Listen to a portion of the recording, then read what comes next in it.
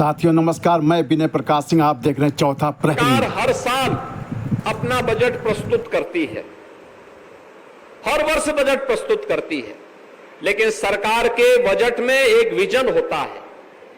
Vision क्या होता है? सरकार के बजट का विजन होता है हमें एक वर्ष के लिए तो कार्यक्रम बनाने ही होते हैं, एक वर्ष के बाद 5 वर्ष के लिए क्या, आगामी 10 वर्ष के लिए क्या, आगामी 25 वर्ष की क्या योजना इस बजट में होगी, यह भी उसके साथ तय करना होता है। और वैसे ही प्रधानमंत्री मोदी जी ने देशवासियों के सामने 25 वर्ष की एक रूपरेखा 2022 में तय की थी। उन्होंने कहा था भारत को विकसित भारत बनाना है, लेकिन विकसित भारत कब बनेगा? उन्होंने कहा था विकसित भारत तब बनेगा जब भारत इन 5 प्राणों को अपने जीवन का हिस्सा बनाएगा। कौन से 5 प्रण? उन्होंने कहा कि हमें अपनी विरासत का सम्मान करना होगा। देखिए, विरासत का सम्मान क्या? हमें अपने पूर्वजों और अपनी परंपराओं पर गौरव की अनुभूति करनी होगी, उन्हें मजबूत करना होगा, उन्हें अपने जीवन का हिस्सा बनाना होगा। और उसी की कड़ी थी जब आपने देखा होगा पूर्वजों ने एक संकल्प लिया था, एक देश में 2 विधान, 2 निशान और 2 प्रधान नहीं चलेंगे का उद्घोष 1953 में डॉक्टर श्यामा प्रसाद मुखर्जी ने की थी। और कश्मीर में शेष भारत का कानून लागू हो, इसके लिए उन्होंने जब संघनाद किया था, इसके लिए उन्होंने अपना बलिदान देना पड़ा था। 1953 से लेकर के 2019 तक यह व्यवस्था कश्मीर के लिए चलती गई। कश्मीर में धारा 370 1952 में कांग्रेस ने बाबा साहब भीमराव अंबेडकर के न चाहने के बावजूद जबरन लागू किया, लेकिन डॉक्टर श्यामा प्रसाद मुखर्जी के इस संकल्प को साकार किया।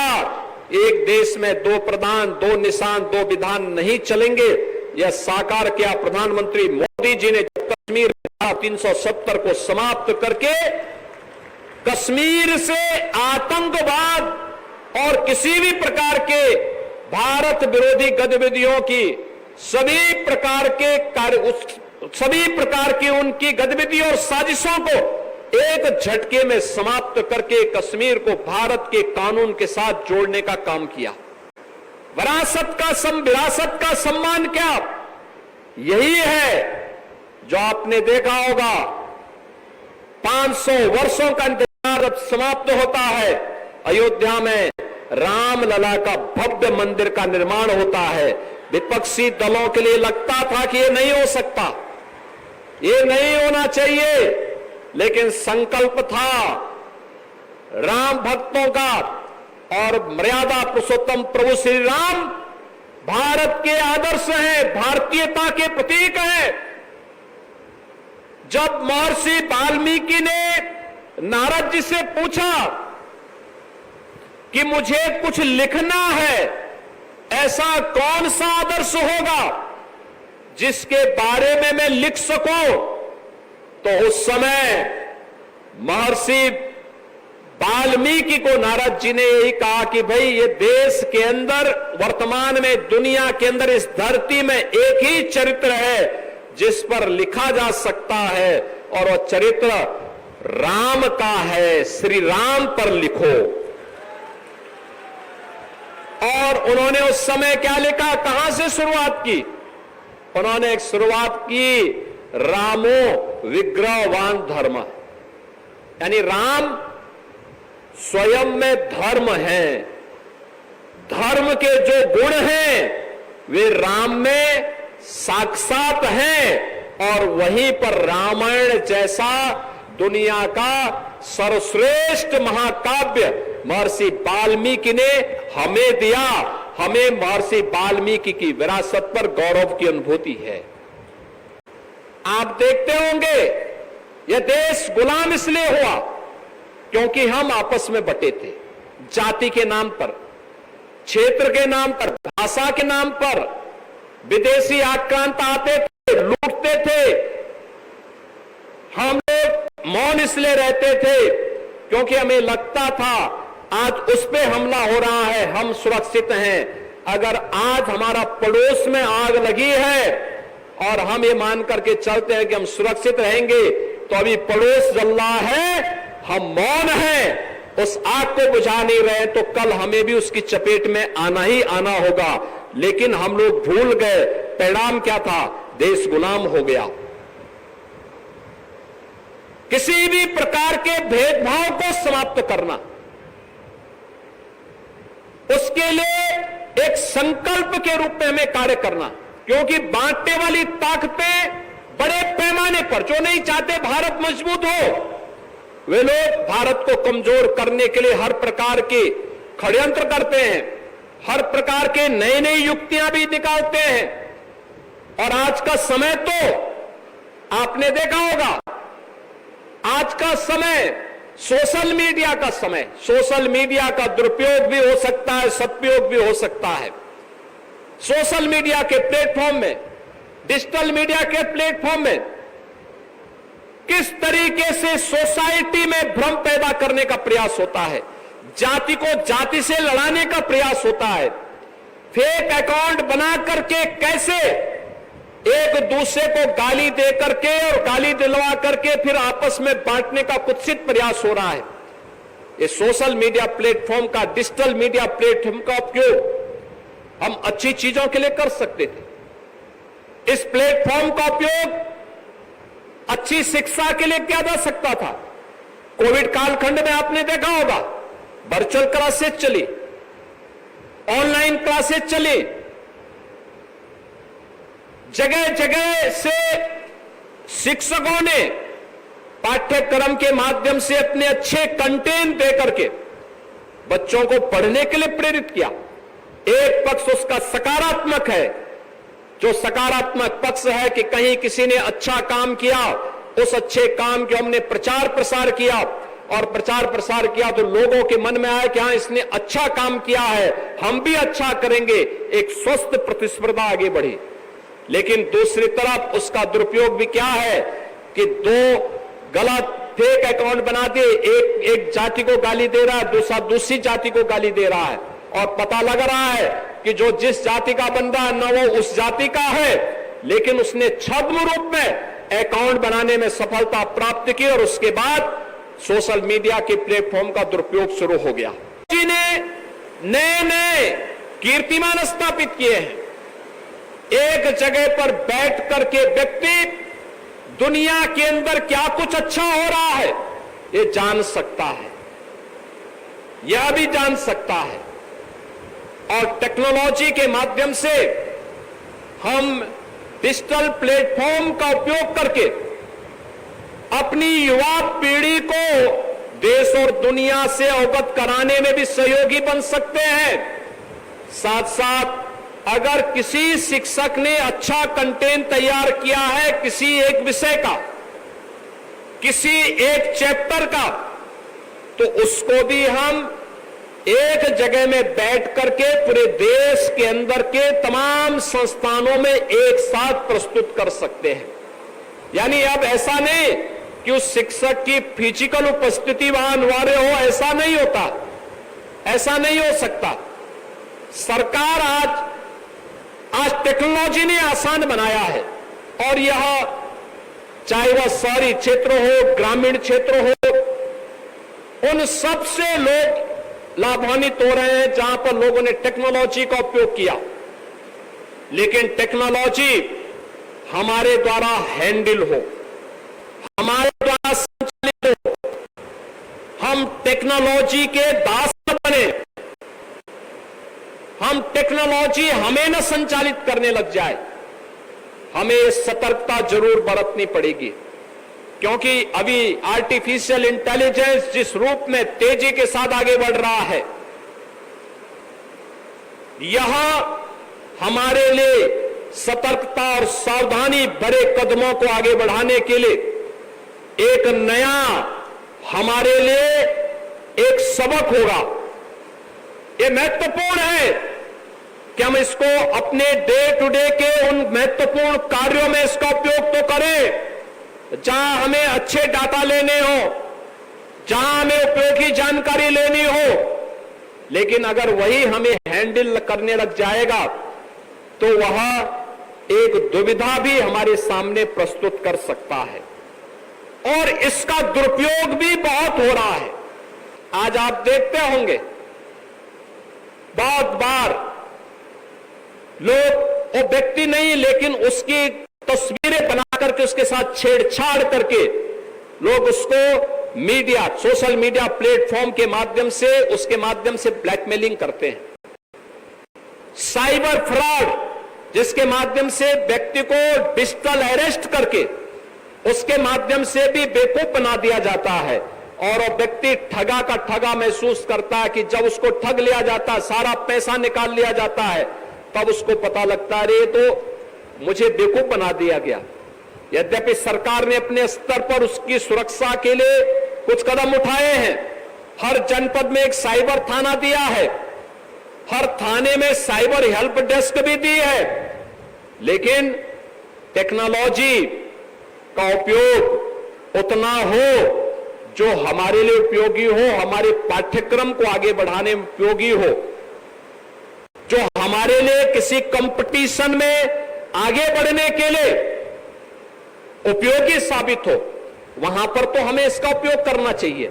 लेकिन अगर हम अपने समय का 5 घंटे, 6 घंटे, 4 घंटे केवल सोशल मीडिया प्लेटफॉर्म में देखने में खर्च कर रहे हैं, तो हम अपना समय भी खर्च कर रहे हैं, अपना श्रम भी खर्च कर रहे हैं और अपने शरीर के साथ भी धोखा दे रहे हैं। क्योंकि लगातार आप अगर उसको देखेंगे तो असमय आंखें भी जवाब देने लग जाएंगी। हमें कभी भी इतना समय नहीं देना है। जहां हमें कोई डिजिटल लाइब्रेरी देखनी हो, कोई महत्वपूर्ण डाटा दुनिया का देखना हो, उससे कुछ महत्वपूर्ण जानकारी लेनी हो, अब तो चैट वाक में अगर आप जाएंगे, जीपीटी में अगर आप जाएंगे, उसमें केवल एक बार बोलेंगे कि मुझे इस विषय में कोई एक चैप्टर तैयार करना है, आपको 2-3 मिनट के अंदर वो बना करके उपलब्ध करवा देगा। और उपलब्ध करवाने के बाद थोड़ा बहुत उसमें वाक्यों में हेर फेर आपको करना पड़ सकता है, लेकिन वो आपके लिए उपयोगी हो सकता है। लेकिन उस पर निर्भरता नहीं होनी चाहिए, आपको अपने स्तर पर भी जानकारी लेनी चाहिए, अपने स्तर पर भी उस कार्यक्रम के साथ बढ़ाने की तैयारी करनी चाहिए। अपने को स्वयं को इतना तैयार करना चाहिए कि कल आप जब किसी कंपटीशन में बैठे तो वहां पे आपके पास स्मार्टफोन नहीं होगा, वहां पे आपके पास कोई कंप्यूटर नहीं होगा, कोई टैबलेट नहीं होगा।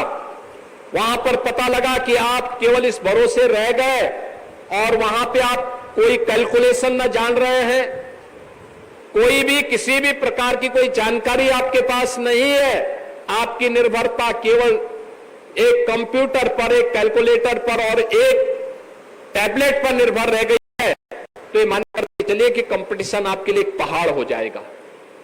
हमें अपने जीवन में इस प्रकार के पहाड़ नहीं खड़े होने देने, अपने जीवन को सरल और सुगम बनाना है, स्वयं पारंगत होना है, एक एक चीज के बारे में जानकारी लेना है, छोटे छोटे उदाहरण के माध्यम से पाठ्यक्रम को आसान बना के अपने कार्यक्रम को आगे बढ़ाना है और शिक्षा को अपनी राष्ट्रीयता के साथ जोड़ करके देश, काल और परिस्थिति के अनुरूप हम उन चुनौतियों से जूझने के लिए अपने आप को तैयार कर सके। नए नए कीर्तिमान स्थापित किए हैं। एक जगह पर बैठ करके व्यक्ति दुनिया के अंदर क्या कुछ अच्छा हो रहा है ये जान सकता है, यह भी जान सकता है।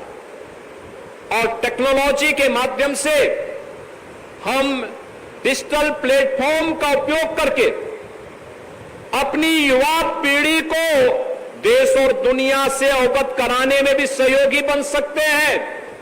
साथ साथ अगर किसी शिक्षक ने अच्छा कंटेंट तैयार किया है किसी एक विषय का, किसी एक चैप्टर का, तो उसको भी हम एक जगह में बैठ करके पूरे देश के अंदर के तमाम संस्थानों में एक साथ प्रस्तुत कर सकते हैं।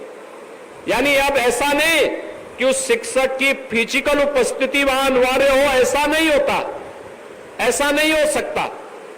सरकार आज टेक्नोलॉजी ने आसान बनाया है, और यह चाहे वह शहरी क्षेत्र हो, ग्रामीण क्षेत्र हो, उन सब से लोग लाभान्वित हो रहे हैं जहां पर लोगों ने टेक्नोलॉजी का उपयोग किया। लेकिन टेक्नोलॉजी हमारे द्वारा हैंडल हो, हमारे द्वारा संचालित हो, हम टेक्नोलॉजी के दास न बने, हम टेक्नोलॉजी हमें न संचालित करने लग जाए। हमें सतर्कता जरूर बरतनी पड़ेगी, क्योंकि अभी आर्टिफिशियल इंटेलिजेंस जिस रूप में तेजी के साथ आगे बढ़ रहा है, यह हमारे लिए सतर्कता और सावधानी भरे कदमों को आगे बढ़ाने के लिए एक नया हमारे लिए एक सबक होगा।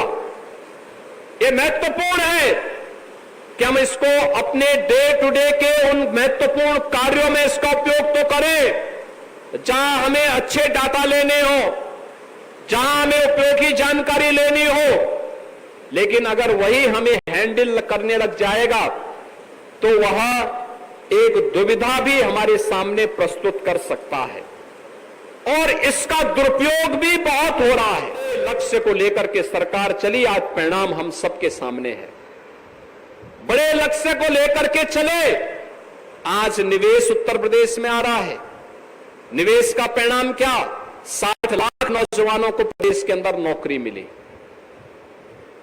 60 लाख नौजवान जिन्हें नौकरी करने के लिए अन्य राज्यों में जाना होता था, आज उत्तर प्रदेश में ही नौकरी प्राप्त कर रहे हैं। प्रदेश के अंदर अगर कृषि योग्य भूमि है तो उतना ही परंपरागत उद्यम के क्लस्टर भी यहां पहले सैकड़ों वर्षों से बने हुए थे, लेकिन उपेक्षा के कारण सब बंदी के कगार पर जा चुके थे। हमने वन डिस्ट्रिक्ट वन प्रोडक्ट के माध्यम से उसको पुनर्जीवित किया, उसको टेक्नोलॉजी के साथ जोड़ा, डिजाइन के साथ जोड़ा, पैकेजिंग के साथ जोड़ा, मार्केटिंग के साथ लिंक किया। परिणाम क्या रहा कि 2 करोड़ नौजवानों को हमने उनके साथ रोजगार के साथ जोड़ने में सफलता प्राप्त की। आप याद करिए, कोरोना कालखंड के दौरान जब उत्तर प्रदेश के कामगार और श्रमिक उत्तर प्रदेश में आए तो हम लोगों ने उनको यहीं पर समायोजित करने में सफलता प्राप्त की थी। ये चीजें बताती हैं कि हमारे पास सब कुछ था, लेकिन विस्मृति ऐसी हुई कि हम भूल गए कि हम क्या थे। हम भूल गए कि हमारे पास सब कुछ है, हम दुनिया का पेट भरने की क्षमता रखते हैं, दुनिया को रोजगार देने की क्षमता रखते हैं, लेकिन हम उस विस्मृति के शिकार हुए। युवा पलायन करता था। आज उत्तर प्रदेश के युवा को अपने ही गांव में, अपने ही जनपद में और अपने क्षेत्र में रोजगार और नौकरी की गारंटी मिल रही है। परिणाम है वह उत्तर प्रदेश की समृद्धि में अपना योगदान दे रहा है।